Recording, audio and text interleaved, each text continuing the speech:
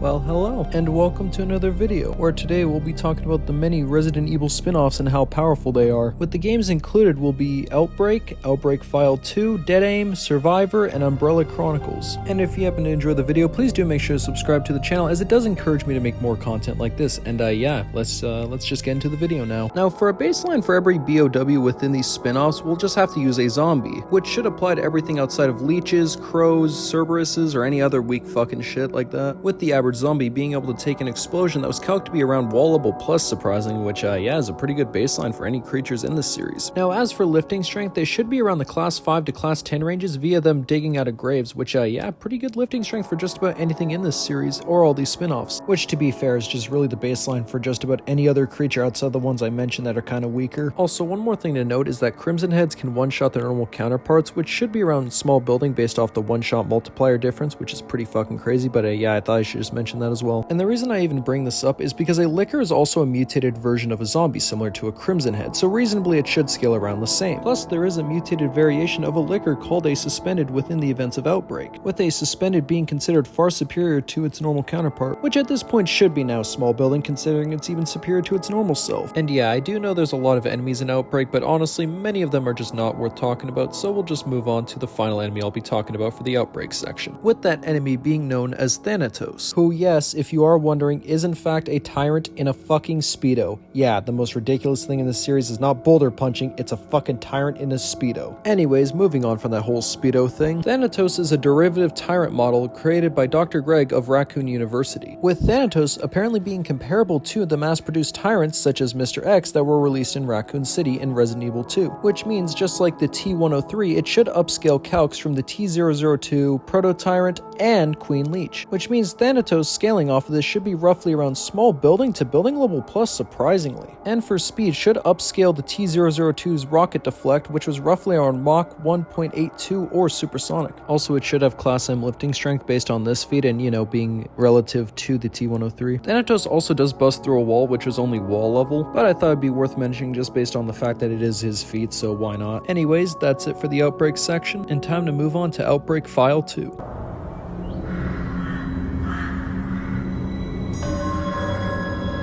Now, for the Resident Evil Outbreak File 2 section, we'll be covering a few different creatures, with the creatures including a zombie elephant, both zombie lions, a green zombie, a tyrant R, and the Nyx. I also forgot to mention the Axeman. I don't think there's much to the Axeman, but hey, I'll cover him anyways just because he's really cool. Anyways, starting off with the elephant, it should be around at least wall level as a baseline, just going off the fact that a real-life elephant is apparently wall level IRL, but yeah, that's a bit of a weird thing to use, but at a baseline it should be around there. But it can get higher, as it has been shown to be able to easily destroy these zombies, with that roughly getting around wall level plus to even small building, considering it was in fact a one-shot, just like I showed earlier, funny enough for Crimson Heads. And for lifting strength, they should roughly be around class 5 to class 10, and this lifting strength would be coming from them obviously upscaling zombies and the fact that apparently IRL elephants have that amount of weight to actually be around class 5 to class 10. Now, as for speed, they should roughly be around the peak human ranges, and this is because the top speed of an elephant is roughly 15 to 25 miles per hour, though you could probably say superhuman due to the fact it's infected with the T-virus, though I do think that kind of depends on how you feel about it, so yeah, there's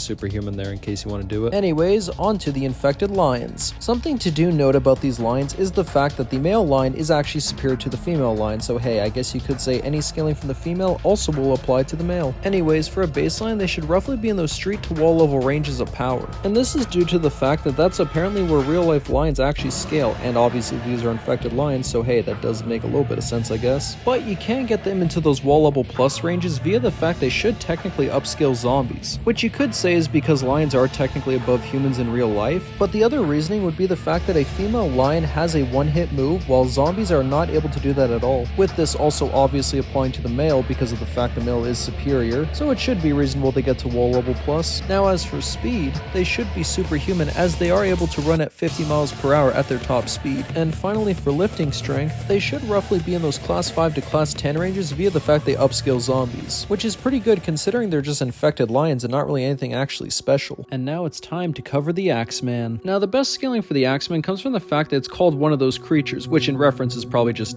zombies and shit like that, which would obviously get the Axeman to the wall level plus ranges via that explosion that zombies takes and him upscaling it. Now for speed, he should be above zombies as he's just verbatim stated to be above zombies in speed, which obviously means like what, athlete level, peak human, I don't know, somewhere around there just because of the fact he runs. Now for lifting strength again, he should be around the class 5 to class 10 ranges by being compared to zombies, so there's that again, but yeah, that's kind of it for the Axeman. The Axeman is a pretty unique creature in the fact that it only ever appears in Outbreak File 2, and plus the fact that, it's an Axeman based on like serial killers or slashers. Yeah, it's a pretty cool concept, but yeah, let's move on to the next creature now, with our next creature being called a green zombie. Now for the green zombie scaling, it should be in those wall level plus ranges like I've said for every other creature so far, and the reason for this is because of the fact a green zombie was also infected by a plant and is verbatim stated to be tougher than a normal zombie. Now for speed, there isn't much difference between a normal zombie and a green zombie, so really they're just the same speed, so like what, below average human I guess? I don't know, whatever you have the zombie speed at, that's also a green zombie. Now for lifting strength, it should just be class 5 to class 10, and the reason why of course is because it upscales zombies, which has probably become pretty fucking obvious at this point. Now the one ability the green zombie has is just really poison manipulation, and that's kind of it. I mean, that's pretty obvious, I mean you already see it, but yeah, let's move on to the next thing now, with our second last creature being the Tyrant R, or the Tyrant Reborn. Now you would think I'm going to start off the same as all the other tyrants, but no, there's actually something else I can mention here, and that involves the fact that the Tyrant R is stated and shown to be taking out hunters pretty easily, which is impressive as hunters should upscale Lickers and Crimson Heads, as hunters themselves are stated to have succeeded the most as a combat applicable BOW,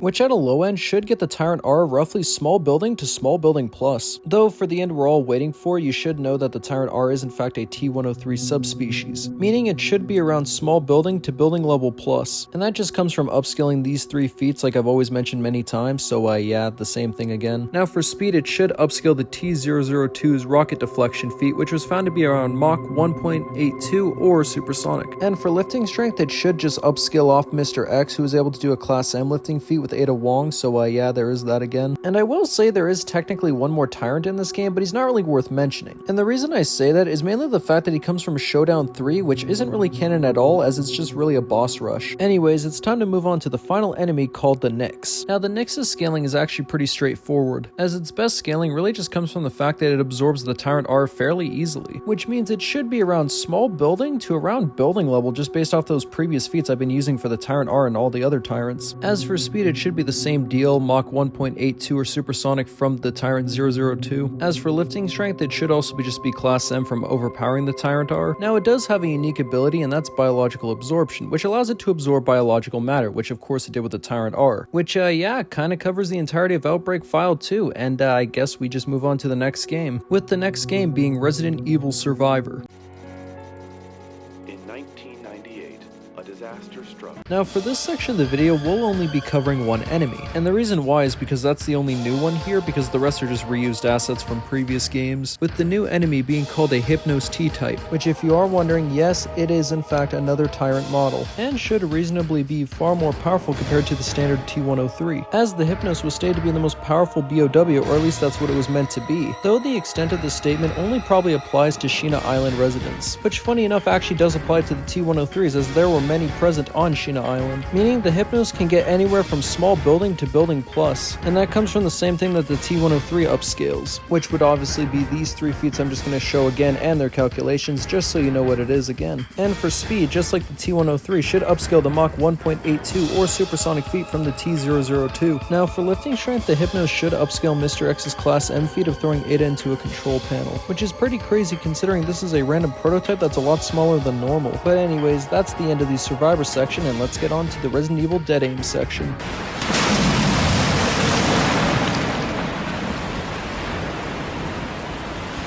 Now for this section of the video, we'll be talking about two creatures, with both the creatures being the T091 and Morpheus Duval. Now what makes these two unique is the fact they're injected with the T+G virus, which is kind of just pointless because it's a combination of the T and G virus, but is never mentioned again, which to be fair is probably because no one actually remembered the game, so they kind of just forgot about that lore part. Anyways, moving on to the T091, the creature should reasonably scale to other T103s, as it still technically is considered a deviant of the T103, but just using the T+G virus. So it should scale anywhere from small building to building level plus, which should be so obvious going off the fact it's another T103 that I'm pretty sure I could just show the calcs and y'all will understand. As for speed, it should just upscale the T002's rocket deflection feat, which was supersonic or Mach 1.82. And for lifting strength, should be around class M by upscaling Mr. X, which yeah, is pretty much it for the T091. Now Morpheus Duval should be superior to the T091, as he was infected with the 092, which is a far more superior version of the T+G virus that was infected with the original T091, meaning he should scale anywhere from small building to around building level plus. And the reasoning is pretty obvious on what feats it is, so I'll just show him one more time, but yeah, it's just those feats again. Now for speed, he should just upscale the T002's rocket deflection feat, which is Mach 1.82 or supersonic, but that's not all, as Morpheus Duval has a feat of dodging particle accelerator shots, which was found to be 54% the speed of light or relativistic plus. And for lifting strength, should be around class M, and that's due to being superior to the T091, who's a subspecies of a T103, which is the same as Mr. X. Now the one ability Morpheus Duval does have is the ability to create electromagnetic barriers to protect himself from physical attacks, which is pretty good because, well, you know, it just protects him from shit. Which yeah, we'll end off this section of the video for Dead Aim, and finally time to cover the final section of this video. Ironic, perhaps, but the truth can be so cruel. Now for the final section of the video, or the Umbrella Chronicles section, we'll be covering two final BOWs, with the two being the Ivan Tyrant and the Tyrant Armored Lethal Organic System, or Talos for short. Now starting off with the Ivans, they should roughly be small building to building level plus, and this is because of the fact they are deviant variants of a T103, which we already know upscales the 3 AP feats I keep mentioning a lot, so I'll just show the calcs again. Which yeah, at this point I think you get it for AP, it just happens with every Tyrant at this point. Now speed is also the same story, the supersonic feat, or Mach 1.82 from the T002, just show the calc again. Lifting strength is the same story, as it just scales off of the T103 because they are basically the same thing, just a slight deviant of it. So yeah, there's that again, which is probably pretty obvious for most Tyrants at this point, but yeah, let's move on to Talos now. Now for Talos, his baseline should also be small building to building level plus, and that's because he's just a more advanced T103 basically. Baseline speed would of course be from the T002, and that would be around supersonic again. Lifting strength would also be class M because he's far above Mr. X at this point. But wait, there is actually far more to it, because Talos itself is considered Umbrella's most powerful weapon, or even its ultimate weapon. And with Talos being their last project in 2003, that means he should just upscale everything from Umbrella's arsenal and all their stuff, which would include gulpworms or gravediggers, which are basically the same thing. The only difference was that one of them was just, you know, purposely infected while the other wasn't. With the gravediggers shaking the ground so violently, it was found to be calced to around large town level for some fucking reason, like holy shit. With Talos of course scaling to this due to the fact that he's Umbrella's ultimate weapon. And as for speed, he should be able to upscale off of Nemesis, with Nemesis being able to tag Jill Valentine, who dodged his rockets at close range, which was found to be Mach 7.57 or hypersonic, which is absolute insanity considering this is the second fastest feat within this video. Now for lifting strength, nothing really changes, it's still class M, so yeah, nothing really different here, which overall means Talos would be large town with hypersonic speed and class M lifting strength, which is just insanity to think about. Anyways, this is going to be the end of the video here, and if you haven't enjoyed the video, please do make sure to subscribe, as it does encourage me to make more like this, and hey, I guess I'll see you all in the next video then.